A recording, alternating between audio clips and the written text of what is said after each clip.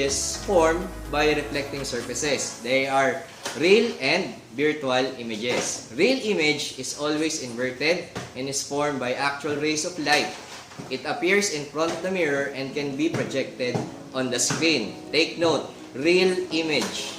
Real image is always inverted. Now, if I'm going to place this one, my cell phone holder in front of the mirror, you are going to observe that it's not inverted. Isn't it?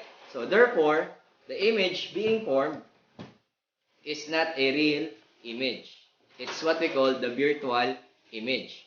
Virtual image is always erect and formed by apparent rays of light. Virtual image appears behind the mirror. So any images formed in front of the plane mirror is what we call a virtual image. So the properties of an image formed by plane mirror are the following.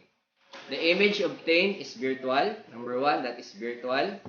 Means to say that's not real. The image is erect or upright. The size of the image is the same as the size of the object. The distance between the image obtained is same as the distance between the object from the mirror. Now we are going to calculate. We are going to do some experiments. We will try to measure the distance of the object away from the mirror, and we are going to determine the distance of the image formed away from the mirror. Now, let's see. Now, this rock, we're going to use this one. We're going to measure how far is the rock from the mirror. Okay? So, we have this rock is 10 inches away from the mirror. So, how far is the image formed away from the mirror? How far? Now, it's very easy for us to understand this one because they have the same size. Okay? So, if the rock is something like this, if the object is something like this, therefore, the image formed is also have the same size of this. Means to say that if the object is 10 inches away from the mirror, the image formed is also 10 inches away from the mirror. We can project that at the back of the mirror. The back. Okay, let's try another concept. This one. Okay. So, according to the definition, any image formed by a plane mirror is always erect.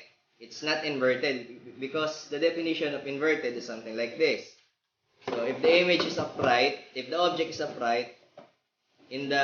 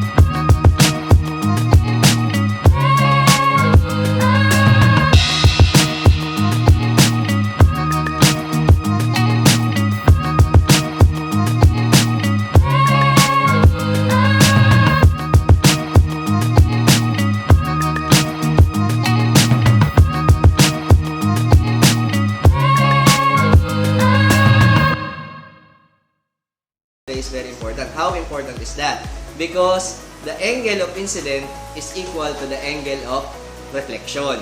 So if you have a 30-degree angle of incident ray that hits the mirror, you will also have a 30-degree angle reflected ray. So that is the reason why if you are in front of the mirror, you do have the same size. But if you're at the side of the mirror, the light that hits you and reflect to the plane mirror changes because of the incident and reflected ray. Something like this. I will show you how. Now, if I'm holding this, if I'm holding the plane mirror like this, I'm not going to see my image. But what I see is the person or the persons who are on this side, isn't it? Because their images, the incident ray is from them to mine. That's the reason why I see them. Okay, same with this one. If I'm going to change the location of our plane mirror, I'm not going to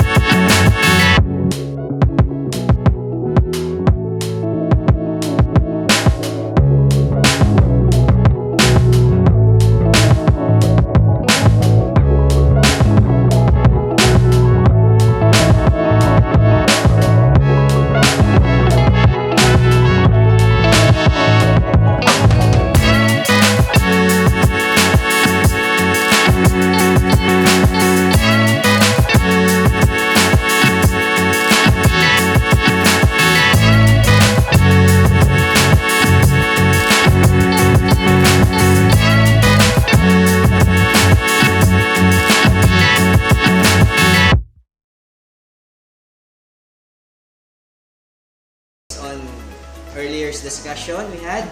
Yes, they are the same. If you're going to look at this one, place that very near the mirror, they would look like twins because they are exactly the same as in height and width. Raise your right hand. What does your image raise? Now, this is very tricky.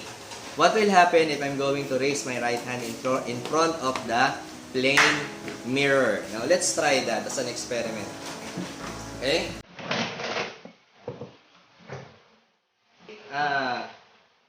To put myself in front of the plane mirror and I'm going to raise my right hand, you are actually seeing an image of me raising my left hand. Let's explain that in another way. Okay, I have here a hard copy bond paper. Okay, if you're going to view that in that way, you can read a hard copy. Now, if you're going to place this in front of the mirror, you will be having a hard time reading this one. Okay? Look at the image. Okay? So, as the object is placed in front of the mirror with words, look at this one. The words are being read or recorded from left to right. Now, this one is from right to left. Right to left. Now, this one, the image form is from left to right. So, that's the reason why if you're going to raise your right hand in front of the mirror, your left hand is the one that is being raised up. It's not an inverted word, but it's being read from left to right. Okay? So, your object is from right to left, your image is from left to right. Now, let's observe. I am going to show you a series of pictures and you're going to determine if that is a real image or a virtual image.